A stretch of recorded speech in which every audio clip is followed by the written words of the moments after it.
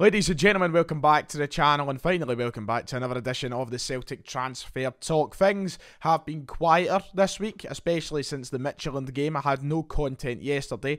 We have of course signed Carl Starfelt, which is some news that we've covered briefly on the channel before, but it's time to get back into talking about some rumours, talking about players that have been linked with the club and what it means for the future of the transfer window at Celtic. We do still desperately need players, let's not ignore that.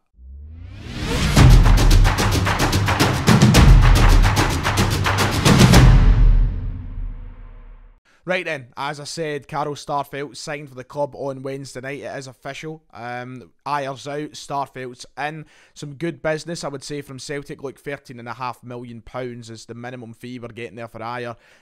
This is absolutely fantastic for a guy with a year left on his contract. I am very sad to see him go. If you know me well enough, he was probably one of, if not my favourite player at the club last season, and maybe for the last couple of years. So I will miss him, but I'm looking forward to seeing Carl Starfelt join the club. But it's not enough. I've spoken about this in the channel before. I made a kind of rant about it last week. Celtic need more than one centre-half. Now, we're desperate for right-backs, we're desperate for left-backs, but we do need another centre-back coming in as well. And that's why I hope that these rumours of Celtic keeping tabs on players and looking at other centre-backs is news to be believed. Before we go any further with the video, please make sure to hit that big subscribe button down below. It's absolutely free, it only takes a second, and we are getting oh so closer to 30k. Also, I've announced a giveaway on the Celtic Podcast page. If you want to get involved, make sure to check that out on Twitter at Celtic Podcast, and you can have a chance of winning either the Celtic home, away or third shirt. But, of course, subscribe, that's the most important thing. So yeah, I believe we need more. Now, Tuesday night was a weird one for the centre-half position. We went into the game starting Beaton and Welsh. It was expected. That's who I think the majority of us fans thought would start the game. Welsh had a brilliant game. I thought he showed he's constantly improving. He's someone who's going to have a big future at Celtic. I'm not going to let one game determine that he's the answer and he's going to be great all season, but there's certainly a guy there who we can, I think, rely on from time to time this season and hopefully watch grow at Celtic. Nir Beaton, on the other hand, proved that he's a complete liability. And when he was sent off at Rangers back in January, I think for me that should have been his last appearance in a Celtic shirt. He got another chance, and the hot-headed approach of Nir Beaton showed once more. He got himself sent off in a big game, and we had to replace him with Dane Murray. Dane Murray came on, and by all accounts gave himself a good representation. I think that he showed that he's another guy who has a future at Celtic. But let's not be naive about this. Let's not get over our heads. Dane Murray and Stephen Welsh are not two players that should be playing at centre-half for Celtic when challenging for a league title, when trying to get into the Champions League. That's just not the case. We need depth to challenge. Those guys can certainly be part of that depth, but we need more quality. Now, Jullien, when he comes back, Jullien and Starfelt, to me, is a centre-half partnership I'll be very happy to watch start and grow, hopefully. But we don't know when Jullien's back. There's no confirmed date. We don't have an exact time when we'll see him back in the field again, and you know, now that he's had two major injuries in a row, how reliable is he going to be in terms of fitness? Are we going to see him get injured again? We need to be prepared for these scenarios, because Starfelt and Jullien, whether it's one or the other, if one of them gets injured and we're going back to the situation of having to shoehorn in Welsh or Dane Murray or Nir Beaton, it's simply not good enough. I still believe we need more. And there are two players in particular who are being linked with Celtic in those positions. So news broke late last night that Celtic are keeping tabs on a player Moritz Jens of, I believe the pronunciation might be Lausanne Sport, in the Swiss Super League. I imagine it's got that French twang to the name. But he plays over there, 22-year-old German international. I say international, he's German nationality. He's never played for the international team. But yeah, he's someone who, of course, me being a massive fan of German football and German players, is someone who could be particularly exciting to bring in. But let's be honest, don't know much about him. We'll try our best to figure it out here. Formerly of the Fulham youth setup, the same as Moussa Dembele was when we signed him. He made 31 appearances in the Swiss Super League last season, contributing to 2 goals, scoring one of them, and played the majority of the season at the centre-half. Now, the one thing is, or the big thing is, he's versatile. He can play in that right-back position as well, which could make this signing, or could make this player, someone who makes life a bit easier for Ange Postecoglou. Now, you're killing 2 birds with 1 stone. by all accounts, the guy looks an out-and-out centre-half to me. He made all of his appearances at centre-half last season for Lucerne. But I think that he could be someone who, when needed on that right-hand side, after signing a proper right-back, could do a job there too. So it is that kind of killing the two birds with the one stone. He's someone who could be of use in that sort of versatility role. And he's someone who looks as though might have a decent bit of talent. Like, he played a lot of football in the Premier League too for Fulham and played a lot of youth football there too. It's a decent enough youth setup. It's one of the better ones down in England, in fact. So he's someone who, getting that transfer to over the Swiss Super League, is someone who's probably looking for rapid progression, and Celtic could be that team.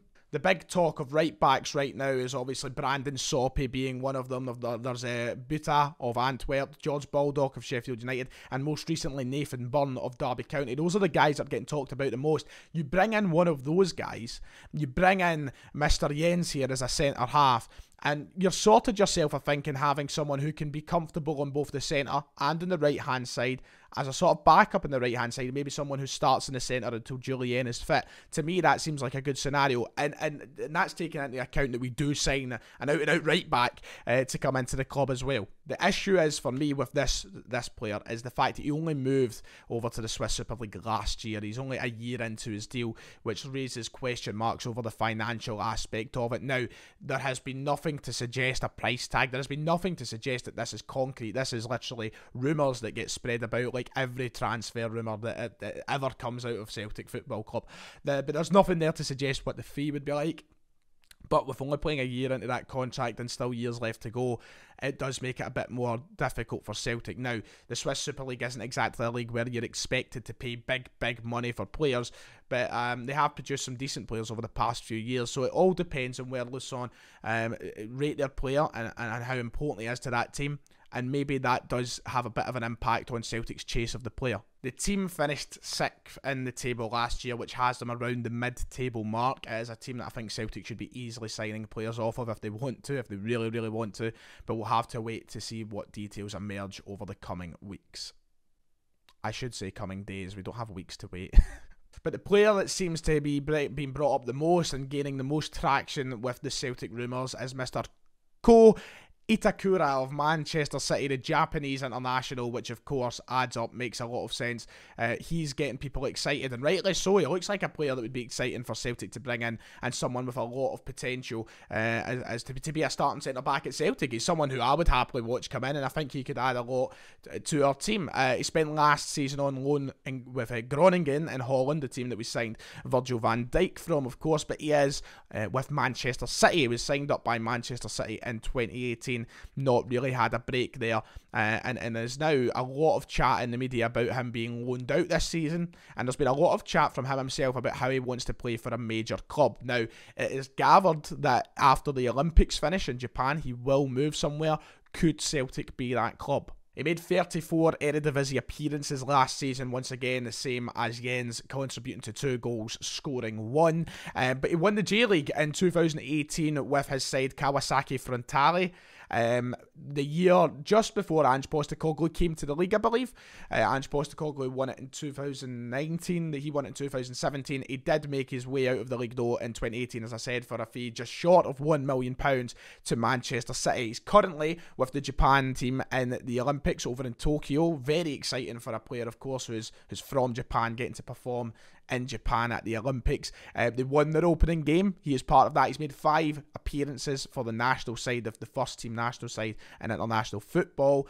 But it looks as though City do want to loan him out, and everything that I've read about him so far seems like he would be the perfect fit for Ange Postecoglou, be the perfect fit for Celtic, and it makes a lot of sense with the signing, of course, of Kyogo Furuhashi, Ange's links with Japan and everything else, but just with the style of his football too, reading into him and seeing a lot of the work that people have put into it, it looks as though he's really good at tackling, which is good because a defender should be able to tackle, but he's good with the ball at his feet. He seems to be good in possession, seems to be comfortable in possession within his own half, and he's used to having it there. And we've heard that about Starfelt coming into Celtic, and it would make sense for his partner to be like that too. and everything we've heard about Ange Postecoglou would suggest that is the sort of player he wants. So it does make a lot of sense for this guy to come in and be an option for Celtic. And if it's on a loan deal, I'd be very happy for that. In fact, it makes a lot of sense, because then you've got Jullien coming back, and if things don't work out with Itakura, then, you know, he's only on loan.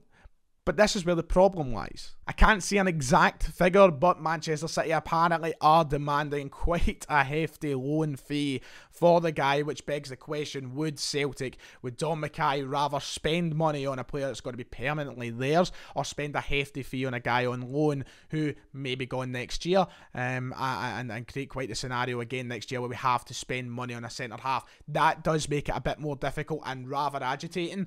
But it's something Celtic, I believe, can work around, and I think these are the two guys that they should really look into and bringing one into the club. That does it. Like and subscribe if you've enjoyed. Let me know your thoughts in the comments below. I'm in a bit of a rush today, so I'm just going to get this one over and done with. Yeah, thanks for watching. See you all next time.